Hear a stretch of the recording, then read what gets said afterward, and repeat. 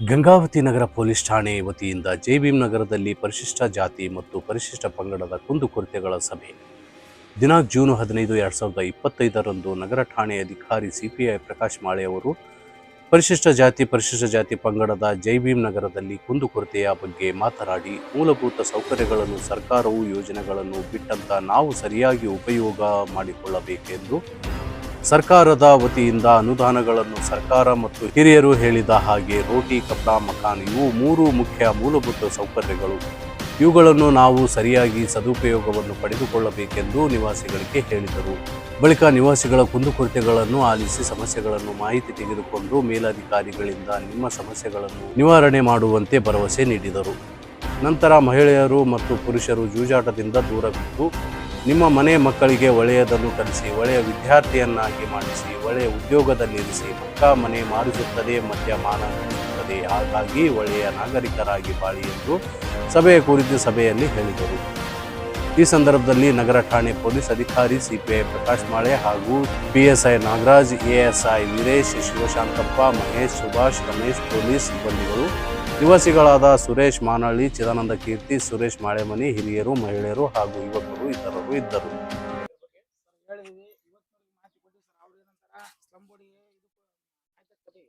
ಅಲ್ಲಿಂದ ಆರ್ಡರ್ ಬರ್ಬೇಕಲ್ಲಪ್ಪ. ಮೊನ್ನೆ ಪ್ರಸಾದ ಇವ್ರ ಹತ್ರ ಹೋಗಿದ್ರು ಸರ್, ಹೋಗಿ ಅವ್ರ ಹತ್ರ ಮಾತಾಡಿ ಬಂದಿದ್ದೀನಿ. ಇನ್ನ ಇದಾಗಿಲ್ಲ, ಆಗತ್ತೆ ಇಷ್ಟ್ರಾಗ ಮಾಡಿ ಕೊಡ್ತೀನಿ ಅಂತ. ಸರಿಯಾದ ಶೌಚಾಲಯ ಇಲ್ಲ.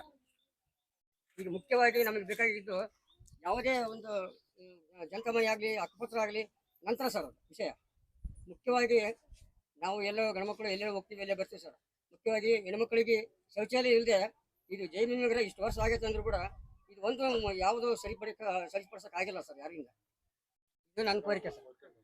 ಎಲ್ಲ ಗಲೀಜು, ಮಕ್ಕಳು ಎಲ್ಲ ಓಡಾಡಂಗಲ್ರಿ. ಇಲ್ರಿ ನಡಕ ಇಲ್ಲ ಐತ್ರಿ. ಅಲ್ಲಿ ರೋಡ್ ಆಗಿಲ್ಲ, ಅಡ್ಡಾಡಕನ ಮಳೆ ಬಂದ್ರೆ ಎಲ್ಲ ರುಜ್ಜರಿ, ನೀರೆಲ್ಲಾ ತುಂಬಿಡ್ತದ್ರಿ. ಕೊರೋನಾ ಸಾಬ್ರು ಬಂದಾಗ ಒಂದು ವಿಡಿಯೋ ಮಾಡಿ ತೋರಿಸಿದ್ವಿ ಸರ್. ಮನೆ ಎಲ್ಲ ನೀರ್ ಹೋಗ್ಕೊಂಡಿದ್ವು. ಒಂದು ಮಳೆ ಆಯ್ತಂದ್ರ ನೀರ್ ಹೋಗ್ಕಂತ ಸರ್.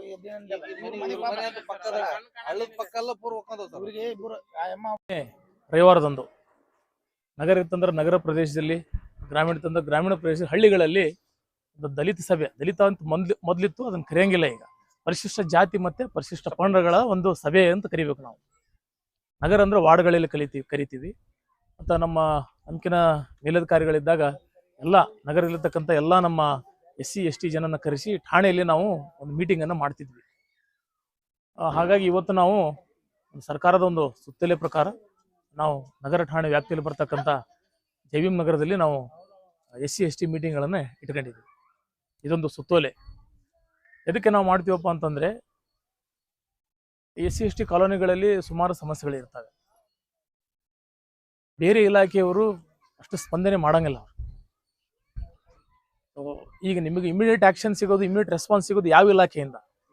ನಾವು ಬಂದಿವಂತ ನಮ್ ನೋಡಿ ಹೇಳ್ಬೇಡ್ರಿ. ನೀವು ಇಮಿಡಿಯೇಟ್ ಆಗಿ ನಿಮ್ಗೆ ರೆಸ್ಪಾನ್ಸ್ ಸಿಗೋದು, ಇಮಿಡಿಯೇಟ್ ಆಗಿ ನಿಮ್ಗೆ ಏನಾದರೂ ಸ್ವಲ್ಪ ನಿಮಗೆ ನಿಮ್ಮ ಸಮಸ್ಯೆಗಳಿಗೆ ಸ್ಪಂದನೆ ಸಿಗೋದು ಯಾವ ಇಲಾಖೆ? ಈಗ ಎಷ್ಟಲ್ಲಿ ಹೇಳ್ಬೇಕಂದ್ರೆ ಸರ್, ಒಂದು ಫೋನ್, ಟೆಲಿಫೋನ್ ಒಂದು ಫೋನ್ ಮಾಡಿದ್ರೆ ಸರ್ ನಮ್ ತ್ರಾಸ ಇದೆ ಅಂತ ಬರೋದ ನೀವು ಸರ್. ಮೊದ್ಲು ಇನ್ನೊಂದು ಇಲಾಖೆದಾರು ಆಯ್ತು ಏನಪ್ಪಾ ಬಾ ಬಂದು ಮಾಡ್ಕೊಡ್ತೀವಿ. ಒಂದು ಲ್ಯಾಂಡ್ಲೈನ್ ಇರ್ತದೆ ನಮ್ದು, ಯಾವತ್ತು ಏನೋ ಮಳೆಗಳೇ ಬಂದಾಗ ಮಾತ್ರ ಡೆಡ್ ಆಗ್ತದೆ ಒಂದು. ಅದು ಬಿಟ್ರೆ ಈಗ ಗೌರ್ಮೆಂಟ್ ಫೋನ್ ಕೊಟ್ಬಿಟ್ರೆ ಅಧಿಕಾರಿಗಳಿಗೆ, ಅದು ಯಾವತ್ತೂ ಸ್ವಿಚ್ ಆಫ್ ಆಗಂಗಿಲ್ಲ. ಜೊತೆಗೆ ಈಗ ನ್ಯಾಷನಲ್ ಎಮರ್ಜೆನ್ಸಿ ನಂಬರ್ 112 ನಮ್ದು ಬಿಜಿ ಬಂತು, ಟೆಲಿಫೋನ್ ಡೆಡ್ ಆಗಿತ್ತು, ಎತ್ತಲಿಲ್ಲ ಅಂತಂದ್ರೆ 112 ಕಾಲ್ ಮಾಡಿದ್ರೆ ಇಮಿಡಿಯೇಟ್ಲಿ ಬಂದ್ಬಿಡ್ತಾರೆ.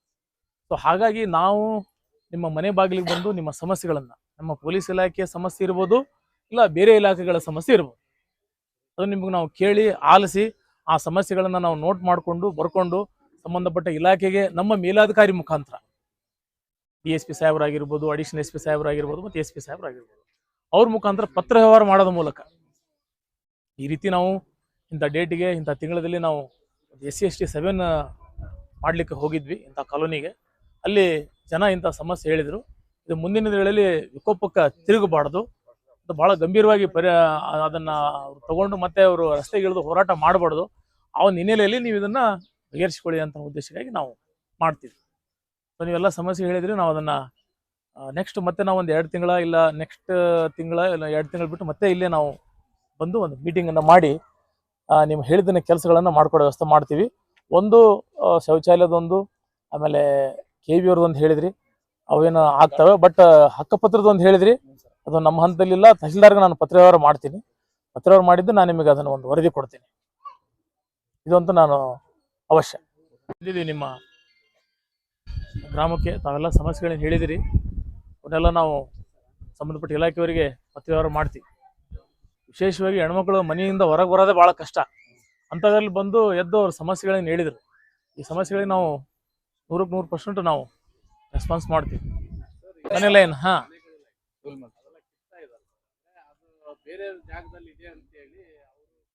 ಅಲ್ಲ, ಓನರ್ ಬಂದು ಕಿತ್ತಿಸ್ತಾ ಇದಾರ ಅಥವಾ ಹೇಗೆ? ಈಗ ಆಲ್ರೆಡಿ ಅಲ್ಲಿ ವಾಸ ಮಾಡ್ತಿದ್ದಾರೆ. ಈಗ ಮತ್ತೆ ಯಾರು ಬಂದು ಕಿತ್ತಾ ಇದಾರೆ?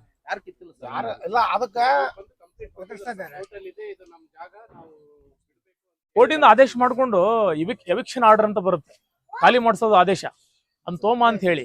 ಈಗ ನಮ್ಮ ಸ್ವಂತ ಮನೆ ಇರುತ್ತಲ್ಲ, ನನ್ನ ಸ್ವಂತ ಮನೆಯನ್ನು ಒಂದು ಬಾಡಿಗೆ ಕೊಟ್ಟಿರ್ತೀನಿ. ಬಾಡಿಗೆ ಕೊಟ್ಟಾಗ ಅವ್ನು ಬಾಡಿಗೆ ಕಟ್ಟಲ್ಲ ಒಂದು 6 ತಿಂಗಳ. 6 ತಿಂಗಳ ಬಾಡಿಗೆ ಕಟ್ಟಿಲ್ಲ ಅಂತ ಹೇಳಿ ಒಂದು 4 ಜನ ನಾವು ಗುಂಡಾಗಳನ್ನ ಕರೆಸಿ ಮನೆಯಲ್ಲೆಲ್ಲ ಸಾಮಾನೆಲ್ಲ ತಗೊಂಡು ಹೊರಗೆ ಹಾಕಿ ಕುತ್ತಿಗಿಡ್ ಹೊರಗೆ ಕಳ್ಸಕ್ ಬರಲ್ಲ ನನ್ನ ಸ್ವಂತ ಮನೆಯಲ್ಲಿ. ನಾನು ಮತ್ತೆ ಕೋರ್ಟಿಗೆ ಅಪ್ರೋಚ್ ಆಗ್ಬೇಕು. ನಾನು ಕೋರ್ಟಿಗೆ ಅಪ್ರೋಚ್ ಹಾಕಿ ಒಂದು ಅರ್ಜಿ ಹಾಕಿ ಅವ್ನು ಮನೆ ಖಾಲಿ ಮಾಡ್ಸ ಆರ್ಡರ್ ತೊಗೊಂಡೆ ನಂತರ ಪೊಲೀಸ್ ಪ್ರೊಟೆಕ್ಷನ್ ತೊಗೊಂಡು ಹಾಕ್ಬೇಕು ನಾವು. ಅದನ್ನ ಏನು ಸಮಸ್ಯೆ ಇದ್ರೆ ನನ್ನ ಗಮನಕ್ಕೆ ತೊಗೊಂಬರ್ರಿ. ಯಾರು ಬಂದು ಹೇಳ್ತಾರೆ ನಮ್ಗೊಂದು ಅರ್ಜಿ ಕೊಟ್ಬಿಡಿ ನೀವು. ಈಗ ಯಾರು ಇದಾರಲ್ರಿ ಪ್ರೆಸೆಂಟ್, ಅವ್ರಿಗೆ ಯಾರಾದರೂ ಖಾಲಿ ಮಾಡ್ಸ ಅಂತ ಹೇಳಿದ್ರೆ ನಮ್ಗೆ ಪೊಲೀಸ್ ಸ್ಟೇಷನ್ ಮುಂದೆ ನನಗೆ ಕಾರಣಕ್ಕೆ ಹೇಳ್ರಿ. ನಾವು ಅವರಿಗೆ ಕಾನೂನು ರೀತಿಯಲ್ಲಿ ಅವ್ರಿಗೆ ನಾನು ಏನು ಹೇಳ್ಬೇಕು ನಾನು ಹೇಳ್ತೀನಿ, ಸೂಚನೆಗಳನ್ನ ಹೇಳ್ತೀನಿ. ಆಮೇಲೆ ಇಲ್ಲಿ ತಾವು ಎಲ್ಲ ಬಂದಿದ್ದೀರಿ. ಇಲ್ಲಿ ಒಟ್ಟು 3 ವಿಷಯಗಳ ಬಗ್ಗೆ ತಾವು ಗಮನವನ್ನು ಹರಿಸಿ. ಒಂದು, ಇಸ್ಪೀಟ್ ಆಟ ಆಡ್ಲಾರ್ದಂಗ ನಿಮ್ಮ ಮನೆಯವರು ನಿಮ್ಮ ಮಕ್ಕಳು ಅದನ್ನು ನೋಡ್ಕೊಳ್ಳಿ. ಅಕ್ರಮ ಜೂಜಾಟ, ಇಸ್ಪೀಟ್ ಆಟ. ಇನ್ನೊಂದು, OC ಯಾರು ಆಡದೇ ಇರಂಗೆ. ನೀವು ಯಾರು ಆಡಿಲ್ಲ ಅಂದ್ರೆ ನಾವು ಬರೆಯೋ ಇರಂಗಿಲ್ಲ. ನೀವು ಯಾರು ಆಡೋರಿಲ್ಲ ಅಂದ್ರೆ ಬರೆಯೋರು ಇರಂಗಿಲ್ರಿ. ಬರೆಯೋರಿರ್ತಾರೆ, ಅದನ್ನ ಕ್ರಮ ವಹಿಸ್ತೀವಿ. ನಾವು ಕೇಸು ಮಾಡ್ತಿದ್ದೀವಿ, ಆಮೇಲೆ ಗಡಿಪಾರು ಮಾಡ್ತಿದ್ದೀವಿ. 2020ರಲ್ಲಿ ಸುಮಾರು 8 ಜನಕ್ಕೆ ಗಡಿಪಾರು ಆದೇಶ ಆಗಿದೆ. ಅದ್ರಲ್ಲಿ 3 ಆದೇಶ ಜಾರಿಯಾಗಿದೆ, ಬಿಟ್ಟನ್ನು ಬಂದಿದ್ದೀವಿ. ಇನ್ನು 5 ಜನ ಅದು AC ಸಾಹೇಬ್ರ ಹತ್ರ ನೋಟಿಸ್ ಕೊಟ್ಟು ನಡೀತಾ ಇದೆ. ನೀವು ಆಟ ಆಡಕ್ ಹೋಗ್ಬೇಡ್ರಿ. ಗ್ಯಾಮಿಂಗ್ ಜೂಜಾಟ ಅಂತ ಎದಕ್ಕಂತಾರ? ಹೆಸರೇ ಜೂಜಾಟ ಅಲ್ಲ. ನೀವು ಮನೆ ಹಾಳಾಗತ್ತನೂ ನಿಮ್ಗೆ ನಂಬರ್ ಬೀಳಂಗಿಲ್ಲ OCಯಲ್ಲಿ. Open close ಗೊತ್ತಲ್ರಿ. ನೀವು ನಿಮ್ಮ ಮನೆ ಮಠ ಹೊಲ ಮನಿ ಎಲ್ಲ ಮಾರ್ಕೊಂಡ್ರು ನೀವು ಸಾವುಕಾರ ಆಗಲ್ಲ. ಅದರಲ್ಲಿ ಇಸ್ಪಿಟಲ್ ಸಾವುಕಾರ ಆಗೋದು ಎಲ್ಲೋ ಲಕ್ಷದಲ್ಲಿ ಒಂದು ಉದಾಹರಣೆ ಇದೆ. ಒಂದು ಇಸ್ಪಿಟ್ ಆಟ, ಒಂದು OC ಬರೆಯೋದಿದ್ರೆ ಮಾಹಿತಿ ಕೊಡಿ, ನಮ್ಮ ನಂಬರ್ ಕೊಟ್ಟೋಗಿರ್ತೀನಿ. ಇವರು ನಮ್ಮ ಸುಭಾಷ್ ಅಂತ ಬೀಟ್ ಪೊಲೀಸರು, ಇವರೆಲ್ಲ ನಂಬರ್ ಇಟ್ಕೊಡ್ರಿ ನೀವು. ಒಂದು CUG ನಂಬರ್ ನಂಬರ್ ಕೊಟ್ಬಿಡ. ಏನೇ ಸಮಸ್ಯೆ ಇದ್ರೆ ಕಾಲ್ ಮಾಡಿ. ಗ್ರೂಪ್ ಮಾಡಿದಿರಲ್ಲ, ಅವ್ರ ಮಾಹಿತಿಯನ್ನು ಎಲ್ಲ ನಮ್ಮ ಗ್ರೂಪ್ಗೆಲ್ಲ ಶೇರ್ ಮಾಡ್ತಾರೆ.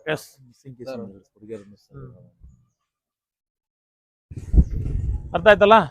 ಸೊ 3ನೇದು ಮದ್ಯ ಮಾರಾಟ. ಈಗ ನಾವು ಸುಮಾರು ಇಲ್ಲಿ ನಾನು ನಿಮ್ಮ ಕಾಲೋನಿಗೆ ಇವತ್ತು ಬಂದಿದ್ದೀನಿ. ಹಿಂದೆಲ್ಲ ನಾವು ಪೊಲೀಸ್ ಸ್ಟೇಷನ್ ಮಾಡಿದ್ವಿ, ಬೇರೆ ಚಲವಾದಿ ಮನೆಯಲ್ಲಿ ಮಾಡಿದ್ವಿ, ಅಂಬೇಡ್ಕರ್ ನಗರದಲ್ಲಿ ಮಾಡಿದ್ದೀವಿ, ಅಖಂಡೇಶ್ವರ ದೇವಸ್ಥಾನ, ಆಮೇಲೆ ಬೇರೆ ಬೇರೆ ಕಡೆ ಮಾಡಿದ್ವಿ, ಅಯ್ಯೂಬ್ ನಗರ ಕಡೆ. ಮೇನ್ ಸಮಸ್ಯೆ ಬರೋದಂದ್ರೆ ನಮ್ಮೂರೇ ಮಾರ್ತಾರೆ ಅಕ್ರಮ ಮದ್ಯ ಮಾರಾಟ. ಕುಡಿಬಾರ್ದು ಅಂತ ನಾವು ಹೇಳ್ತೀವಿ ಅಷ್ಟೇ, ಅದು ನಿಮಗೆ ಬಿಟ್ಟಿದ್ದು. ಮದ್ಯ ಮಾರಾಟ ನಿಯಂತ್ರಣ ಮಾಡೋದು ನಮ್ಮ ಕೆಲಸ. ಅದು ಸಂಬಂಧಪಟ್ಟಂಗ ದೊಡ್ಡ ದೊಡ್ಡ ಮೀಟಿಂಗ್ಗಳಾಗಿದ್ದಾವೆ. ನಾನು ಆಕ್ಚುಲಿ ಎಕ್ಸೈಸ್ ಇನ್ಸ್ಪೆಕ್ಟರ್ಗೆ ಮತ್ತು ಮುನ್ಸಿಪಾಲ್ಟಿ ನಿನ್ನೆ ನಾನೇ ಸ್ವತಃ ಫೋನ್ ಮಾಡಿದ್ದೀನಿ. ಅವು ಏನಾಗ್ತದೆ ಅಂದ್ರೆ ಸಂಡೇ ಮತ್ತು ಪತ್ರವ್ರನ್ನ ಮಾಡಿದ್ದೀನಿ, ನಾನು ಕೊಟ್ಟು ರಿಸೀವ್ ಇಟ್ಕೊಂಡ್ಬಿಟ್ಟಿದ್ದೀನಿ. ನಾನು ನಮಗೆ ಆದೇಶ, ಇಲಾಖೆ ಆದೇಶ ಸಂಡೇ ಮಾಡ್ಬೇಕಂತಿದೆ. ಅವರು ಸಂಡೇ ಹೊರಗಡೆ ಹೋಗ್ತಾರೆ, ರಜೆ ಇದ್ದಂಗೆ ಅವ್ರಿಗೆ. ಬೇರೆ ಇಲಾಖೆಗೆ, ಪೊಲೀಸ್ ಇಲಾಖೆ 24x7. ನಿನ್ನೆ ಎಕ್ಸೈಸ್ ಇನ್ಸ್ಪೆಕ್ಟರ್ ಖುದ್ದಾಗಿ ಫೋನ್ ಮಾಡಿದ್ದೀನಿ. ಅವರು ಇಲ್ಲ, ನಾನು ಎಲ್ಲ ಹೊರಗಡೆ ಬಂದಿದ್ದೀನಿ ಸರ್, ಯಾರಿಗೂ ಆಕ್ಸಿಡೆಂಟ್ ಆಗಿದೆ ಅಂತನೋ ಅವರು ಕಾರಣ ಹೇಳಿದರು. ಕಮಿಷನರ್ ಅಂತೂ ಫೋನೇ ಎತ್ತಲಿಲ್ಲ. ಯಾರೋ ಬರ್ತೀನಿ ಅಂತ ಯಾರೋ ಹೇಳಿದ್ರು ಅನ್ಸುತ್ತೆ. ಸೊ ಅವ್ರಿಗೆ ನಾವು ಮಾಹಿತಿ ಕೊಟ್ಟಿದ್ದೀವಿ. ಇವರಿಗೆ ಎಕ್ಸೈಸ್ ಇನ್ಸ್ಪೆಕ್ಟರ್ ಹೇಳಿದಾಗ ಏನಾಯ್ತು, ಪ್ರತಿ ವಾರ್ಡಲ್ಲಿ ಇಬ್ಬಿಬ್ರನ್ನ ಬಿಟ್ಟಿದ್ದಾರಂತವ್ರೆ ಗಾರ್ಡ್ಗಳನ್ನು. ಬೆಳಿಗ್ಗೆ 2 ತಾಸು, ಸಾಯಂಕಾಲ 2 ತಾಸು. ನಮಗೆ ನಾವು ಸಾರ್ವಜನಿಕರಿಂದ ನಮ್ಗೇನು ರಿಪ್ಲೈ ಬಂದಿದೆ ಅಂದ್ರೆ ಒಂದು 50% ಕಮ್ಮಿ ಆಗಿದೆ. ವಿಶೇಷವಾಗಿ 50% ಕಮ್ಮಿ ಆಗಿದೆ. ಸರ್ ಒಂದು ಬರೇ ಬಹಳ ಟೈಟ್ ಮಾಡಿದ್ರು ಸರ್. ಮಾಡ್ತಿದ್ರು ಇಲ್ಲ ಅಂತಲ್ಲ, ನಮ್ಮ ಏರಿಯಾದಲ್ಲಿ ಮಾರ್ಯಾರ ಸರ್. ಅವ್ರಿಗೆ ಬಂದು ವಾರ್ನ್ ಮಾಡಿ ಹೋಗಿದ್ದಾರೆ. ನಾನು ಈ ಟೈಮ್ ಬಿಡ್ತಾ ಇದೀನಿ, ನೆಕ್ಸ್ಟ್ ಟೈಮ್ ಏನೋ ಮಾಡಿದ್ರೆ ಸೀದಾ ಒಳಗಡೆ. ಅದಕ್ಕೆ ನಿಮ್ಮಲ್ಲಿ ಯಾರಾದ್ರೂ ಅಕ್ರಮ ಮದ್ಯ ಮಾರಾಟ ಇತ್ತಂದ್ರೆ ನಮ್ಮ ಬೀಟ್ ಪೊಲೀಸ್ ಸುಭಾಷ್ ಇದ್ದಾರೆ, ಉಸ್ತುವಾರಿ ಸೊ ASI ಉಸ್ತುವಾರಿ ಅವರು ASI ಇದ್ದಾರೆ, ನಂತರ PSI ಇರ್ತಾರೆ, ನಾವಿರ್ತೀವಿ. ಸರಿನಾ?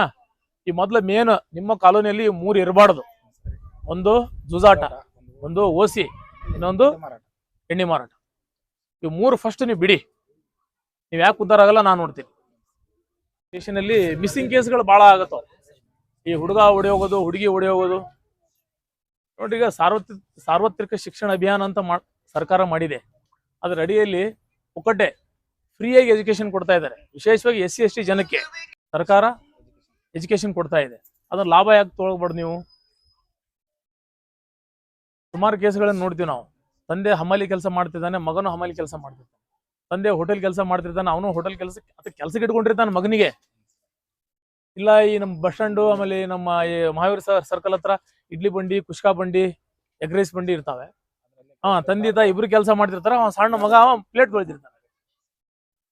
ನೀವು ಪ್ಲೇಟ್ ತೊಳ್ಕೊಂಬಂದ್ರಿ, ಮಗನೂ ಪ್ಲೇಟ್ ತೊಳಿಬೇಕು, ನಾಳೆ ಮೊಮ್ಮಗನೂ ಪ್ಲೇಟ್ ತೊಳಿಬೇಕು. ಯಾವ ನ್ಯಾಯ? ಸರ್ಕಾರ SC ST ಜನ ಕೊಡ್ತಕ್ಕಂಥ ಈ ಸೌಲಭ್ಯಗಳನ್ನ ಮತ್ತು ಉಪಯೋಗ ಯಾಕೆ ಉಪಯೋಗ ಆಗ್ತಾ ಇಲ್ಲ? ಉಪಯೋಗ ನಾವು ಮಾಡ್ಕೊಳ್ತಾ ಇಲ್ಲ. ಹಾಸ್ಟೆಲ್ ಫ್ರೀ ಇದೆ, ಬಟ್ಟೆ, ಬರೀ, ಪುಸ್ತಕ ಎಲ್ಲ ಪುಕ್ಕಟ್ಟಿದೆ. ಸರ್ಕಾರ ಎಲ್ಲ ಫ್ರೀಯಾಗಿ ಕೊಡಾಗದು. ನಾವೆಲ್ಲ ಓದುವಾಗ ಏನ್ರಿ ಇತ್ತ ಇದು ಮಿಡ್ ಡೇ ಮೀಲ್ ಸ್ಕೀಮ್ ಅಂತ ಏನಂತಾರೆ ಕನ್ನಡದಾಗ? ಇದು ಬಿಸಿ ಊಟ ಇತ್ತೇನ್ರಿ? ಈಗ ಮುರಾರ್ಜಿ ಸ್ಕೂಲಲ್ಲಿ, ಅಂಬೇಡ್ಕರ್ ಹಾಸ್ಟೆಲಲ್ಲಿ ಮನ್ಯಾಗ ಸಿಗೋದು ಊಟ ಅಂತ ಊಟ ಕೊಡ್ತಾರೆ. ವಾರಕ್ಕ ಒಂದಿನ ನಾನ್ ವೆಜ್ ಇರುತ್ತೆ, ಎಗ್ ಇರ್ತದ, ಆಮೇಲೆ ಹಣ್ಣು ಹಂಪಲ ಕೊಡ್ತಾರೆ, ಸ್ವೀಟ್ ಮಾಡ್ತಾರೆ. ಮಾಡ್ತೀನಮ್ಮ ನೀ ಮನ್ಯಾಗ? ಆಗಲ್ಲ. ಕೆಲವೊಂದ್ಸರ ಆಗತ್ತೆ, ಕೆಲವೊಂದ್ಸರ ಆಗಲ್ಲ. ಕೂಲಿ ಸಿಕ್ಕಾಗ ಮಾಡ್ತೀರಿ, ಪೊಲೀಸ್ ಎಲ್ಲಾರು ಮಾಡಲ್ಲ. ಯಾಕೆ ಕಳಿಸಲ್ಲ ಸ್ಕೂಲಿಗೆ ನೀವು ಅಂತ ಮಕ್ಕಳನ್ನ? ಫ್ರೀಯಾಗಿ ಅದನ್ನು ಒಂದು ಎಕ್ಸಾಮ್ ಇಟ್ಟಿರ್ತಾರೆ SC ST ಜನಕ್ಕೆ. ಸ್ಪರ್ಧಾತ್ಮಕ ಪರೀಕ್ಷೆಗಳನ್ನ ಯಾರು ಪಾಸ್ ಆಗ್ತಾರೆ SC ST ಜನ, ಅವ್ರಿಗೂ ಫ್ರೀಯಾಗಿ 1 ವರ್ಷ ಫ್ರೀಯಾಗಿ ಕೋಚಿಂಗ್ ಕೊಡ್ತಾರೆ ಡೆಲ್ಲಿಯಲ್ಲಿ. ಇವೆಲ್ಲ ಸೌಲಭ್ಯಗಳನ್ನ ಉಪಯೋಗಿಸ್ಕೊಡ್ರಿ. ಅಷ್ಟೇನಂದ್ರೆ ನೀವು ಮಕ್ಕಳನ್ನ ಸ್ಕೂಲಿಗೆ ಕಳಿಸ್ರಿ ಅಷ್ಟೇ, ಬಿಟ್ಟು ಬಿಡ್ಲಾರ್ದಂಗೆ ಕಲಿಸ್ರಿ. ಡಿಗ್ರಿ ಕಲಿಸ್ರಿ. ಡಿಗ್ರಿ ಓದಂದ್ರೆ ಆಟೋಮೆಟಿಕ್ಲಿ ಅವ ಬೆಳೆದು ಬಿಟ್ಟಿರ್ತಾನೆ. ಮುಂದೆ ತನ್ನ ಜೀವಂತ ಅವ ನೋಡ್ಕೊಂತಾನ. SLC ಆದ್ಮೇಲೆ PUC ಆದ್ಮೇಲೆ ಡಿಗ್ರಿ ತನಕ ಕಳಿಸಿ ಅವ್ ಯಾವುದೇ ಸಬ್ಜೆಕ್ಟ್ ಹಚ್ಚಿ, ಆರ್ಟ್ಸು, ಕಾಮರ್ಸು, ಸೈನ್ಸ್ ಏನಾದ್ರು ಹಚ್ಚಿ, ಡಿಗ್ರಿ ಓದಂದ್ರೆ ತನ್ನ ಸ್ವಂತ ಕಾಲ ಮೇಲೆ ತಾನು ನಿಂತ್ಕೊಳ್ಳೋದು ಅವ್ನು ಕಲ್ಕೊಂತಾನೆ. ಇತ್ತಂದ್ರೆ ಸುಮಾರು ಹಿಂದೆಲ್ಲ ಕೊಪ್ಪಳದಲ್ಲಿ ಮಾಡುವಾಗ ಹೆಣ್ಮಕ್ಳೇ ಹಿರೇಶಿಂದೋಗಿ ಗ್ರಾಮದಲ್ಲಿ, ನಾನು ಅಳವಂಡಿ ಕಡೆ ಇದ್ದೆ ನಾನು ಅವಾಗ 2013ರಲ್ಲಿ. ಹಿರೇಶಿಂದೋಗಿ ಗ್ರಾಮದಲ್ಲಿ ಹಿರೇಶಿಂದೋಗಿ ಪಂಚಾಯತಿಗೆ ಬೀಗ ಹಾಕಿ ಅವ್ರ ಮನೆ ಮುಂದೆ ಎಲ್ಲ ಹೆಣ್ಮಕ್ಳು ಕಸಬರಿ ತಗೊಂಡು ಕುತ್ಕೊಂಡ್ಬಿಟ್ಟಿದ್ರು. ಯಾರ ಸರಾಯಿ ಮಾಡ್ತಿದ್ನಲ್ಲ ಅವ್ರ ಮನೆ ಮುಂದೆ ಮಾಡಿ. ಆ ರೀತಿ ನೀನು ನಮ್ಮ ಸಮಾಜ ಸ್ವಾಸ್ಥ್ಯವನ್ನು ಹಾಳು ಮಾಡಬೇಡ, ನೀನು ಮಾರಬೇಡ ಅಂತ ಹೇಳ್ರಿ. ಒಂದ್ಸರಿ ಹೇಳಿ, 2 ಸರಿ ಹೇಳಿ, ಆಮೇಲೆ ನಮ್ಮ ಬೀಟ್ ಪೊಲೀಸ್ಗೆ ಹೇಳಿ, ಆಮೇಲೆ ಮನೆ ಮುಂದೆ ಹೋಗಿ ಕುಂದ್ರಿ ಕಸಬರಿ ತಗೊಂಡು. ನಮ್ಗೆ ಫೋನ್ ಮಾಡ್ತಾನೆ, ಬರ್ತೀನೋ. ಇಲ್ಲ ಅಂದ್ರೆ ನಿಮ್ಮ ಯಜಮಾನನು ಕುಡಿತಾನ, ಮಕ್ಕಳು ಕುಡಿತಾರೆ. ಈಗೆಲ್ಲ 16-17 ವರ್ಷ ಮಕ್ಕಳು ಕುಡಿತಾ ಇದ್ದಾರೆ. ಮೊಬೈಲಿಂದ ಎಷ್ಟು ಬಳಕೆ ಇದೆಯಲ್ಲ, ಅದರ 100 ಪಟ್ಟು ದುರ್ಬಳಕೆ ಇದೆ. ಮೊಬೈಲಿಂದ ಎಷ್ಟು ಬಳಕೆ ಇದೆಯಲ್ಲ 100 ಪಟ್ಟು ದುರ್ಬಳಕೆ ಇದೆ. ಮನ್ಯಾಗ ವಿಶೇಷವಾಗಿ ಹೆಣ್ಮಕ್ಳಿಗೆ ಮೊಬೈಲ್ ಕೊಡ್ಸಕ್ ಹೋಗ್ಬೇಡಿ. ಮಗಳು ಮನೆಯಿಂದ ಹೊರಗೆ ಹೋದವಳು ಎಲ್ಲಿ ಹೋಗ್ತಾಳೆ? ಸಾಯಂಕಾಲ ಬಂದಾಗ ಕರೆ, ಕಾಲೇಜ್ ಹೋಗ್ತಂತ ಹೋಗ್ತಾಳೋ ಇಲ್ಲೋ ನೀವು ನೋಡಕ್ ಹೋಗ್ತೀರಾ? ಹೊಲಕ್ಕೆ ಕೆಲ್ಸಕ್ಕೆ ಹೋಗಿರ್ತೀರಿ ನೀವು. ಮನೆಯಿಂದ ಬಂದ್ಮೇಲೆ ಪಾಟಿ ಚೀಲ ಚೆಕ್ ಮಾಡಿ, ಅವಳೆಲ್ಲ ಅಂಗಿ ಪಂಗಿ ಎಲ್ಲ ಕರೆಕ್ಟಾಗಿ ಚೆಕ್ ಮಾಡ್ರಿ. ಎಷ್ಟೋ ಕೇಸ್ಗಳಲ್ಲಿ ಅವನು ಪ್ರಿಯತಮ ಫೋನ್ ಕೊಡ್ಸಿರ್ತಾನೆ ಹುಡುಗಿಗೆ, ಮನ್ಯಾಗ ತಂದೆ ತಾಯಿಗೆ ಗೊತ್ತಿರಲ್ಲ. ಹಂಗಂತೆ ಮೇಂಟೈನ್ ಮಾಡಿ ಹೊಸಾನಗಟ್ಲೆ ಮೇಂಟೈನ್ ಮಾಡಿದ್ದಾರೆ. ಮನೆ ಬಿಟ್ಟು ಓಡೇ ಹೋದಾಗ ನಾವು ಒಂದು ಪತ್ತೆ ಮಾಡಿ ಕರ್ಕೊಂಡ್ ಬಂದಾಗ ಹೆಂಗ್ ಹೋದೆ ಅಂತ ಕೇಳಿದಾಗ ಫೋನ್ ಕಾಂಟ್ಯಾಕ್ಟ್. ನಮ್ಮವ್ ಕೇಳಾಗತ್ತಾಳ, ನಮ್ಮಪ್ಪ ಕೇಳಾಗತ್ತಾನ, ನಮ್ಮ ಅಜ್ಜಿ ಕೇಳಾಗತ್ತಾಳ, ಕಾಕ ಕೇಳಾಗತ್ತಾನ, ದೊಡ್ಡಪ್ಪ ಕೇಳಾಗತ್ತಾನ. ನೀವು ಕೇಳಿಲ್ಲ ಅಂದ್ರೆ ಗ್ಯಾರಂಟಿ ದಾರಿ ತಪ್ಪೋದು ಗ್ಯಾರಂಟಿ. ಅವ್ರು ಗಾಂಜಾ ಕೇಸ್ಗಳನ್ನ ಮಾಡಾಕತ್ತೀವಿ ನಾವು. 16 ವರ್ಷ, 17 ವರ್ಷ, 18 ವರ್ಷ ಹುಡುಗರು, ಯಾರು 20 ದಾಟಿಲ್ಲ, ಗಾಂಜಾ ಸೇವನೆ ಮಾಡೋರು, ಗಾಂಜಾ ಸರಬರಾಜು ಮಾಡೋರು ಅದೇ ವರ್ಷದಲ್ಲಿದ್ದಾರೆ. ಒಂದೂರಿಂದ ಇನ್ನೊಂದೂರಿಗೆ ಸರಬರಾಜು ಮಾಡೋರು, ಕಾಲೋನಿಯಿಂದ ಇನ್ನೊಂದು ಕಾಲೇಜ್ ಅವರು ಅದೇ ವರ್ಷದವರೇ, 20ರೊಳಗೆ. ಅದಕ್ಕೆ ನೀವು ಸ್ವಲ್ಪ ಎಚ್ಚೆತ್ಕೊಂಡು ಮನ್ಯಾಗ ಮಕ್ಕಳ ಬಗ್ಗೆ ಕಾಳಜಿ ವಹಿಸಿ. ನಾಳೆ ಬಿಟ್ಟು ಹೋದ್ಮೇಲೆ ಸ್ಟೇಷನ್ ಮುಂದೆ ಹತ್ರ ಏನು ಉಪಯೋಗ ಇಲ್ಲ. ಎಷ್ಟೋ ಕೇಸ್ಗಳಲ್ಲಿ ನೋಡಿದ್ವಿ ನಾವು. ಮನ್ಯಾಗ ವರ್ಷಾನ್ಗಟ್ಲೆ ಮಕ್ಕಳಿಗೆ ಏನ್ ಮಾಡಾಕತ್ತಿ, ಏನ್ ದುಡ್ಡು ಬೇಕಾ, ಆಯ್ತು, ಏನ್ ಬೇಕಾ ಅದು ಕೊಡ್ಸೋದಷ್ಟೇ. ಪ್ರೀತಿ, ವಿಶ್ವಾಸ, ವಾತ್ಸಲ್ಯ ಅನ್ನೋದೇ ಇಲ್ಲ ಮಕ್ಕಳಿಗೆ. ಮಕ್ಕಳು ಪ್ರೀತಿಯಿಂದ ನೋಡ್ಕೊಳ್ಳಿ ಅಂದ್ರೆ ದಾರಿ ತಪ್ತಾರೆ. ಅದನ್ನೆಲ್ಲ ಗಮನ ಹರಿಸಿ ನೀವು. ಸೊ ಇಲ್ಲಿವರೆಗೆ ನಾವು ನಗರ ಪೊಲೀಸ್ ಠಾಣೆ ವತಿಯಿಂದ ಇಂದು ನಾವು ಜೈಭೀಮ್ ನಗರದಲ್ಲಿ ಪರಿಶಿಷ್ಟ ಜಾತಿ ಮತ್ತು ಪರಿಶಿಷ್ಟ ಪಂಗಡಗಳ ಸಭೆಯನ್ನು ನಾವು ಹಮ್ಮಿಕೊಂಡಿದ್ವಿ. ತಾವು ಮೂಲಭೂತ ಸೌಕರ್ಯಗಳು ಮನುಷ್ಯನಿಗೆ ಏನು ಬೇಕು, ರೋಟಿ ಕಪಡ ಮಕಾನ್ ಸರ್ಕಾರ ಹೇಳಿದೆ, ಯಾರೋ ದೊಡ್ಡವರು ಹೇಳಿದ್ದಾರೆ, ಏನು ಅದೇ ಬೇಕು ನಮಗೆ. ಇಲ್ಲಿ ಆ ಸಮಸ್ಯೆಗಳು ನಮಗೆ ಕಂಡು ಬಂದಿದ್ದಾವೆ. ಅದನ್ನು ನಾವು ಸಂಬಂಧಪಟ್ಟ ಇಲಾಖೆಯವರಿಗೆ ನಾವು ಪತ್ರವ್ಯವಹಾರ ಮಾಡ್ತೀವಿ. ಪತ್ರವ್ಯವಹಾರ ಮಾಡಿ ಮುಂದಿನ ದಿನಗಳಲ್ಲಿ ನಾನು ವರದಿಯನ್ನು ಕೊಡ್ತೀನಿ. ಸೊ ಇಷ್ಟೆಲ್ಲ ತಾವೆಲ್ಲ ಶಾಂತ ರೀತಿಯಿಂದ ಎಲ್ಲ ತಾಯಂದಿರೆಲ್ಲ ಕುತ್ಕೊಂಡು ನಮ್ಮ ಸಭೆಯನ್ನು ಯಶಸ್ವಿಗೊಳಿಸಿದ್ದಕ್ಕಾಗಿ ನಿಮ್ಮೆಲ್ಲರಿಗೂ ನಾನು ಧನ್ಯವಾದ ಹೇಳ್ತೀನಿ.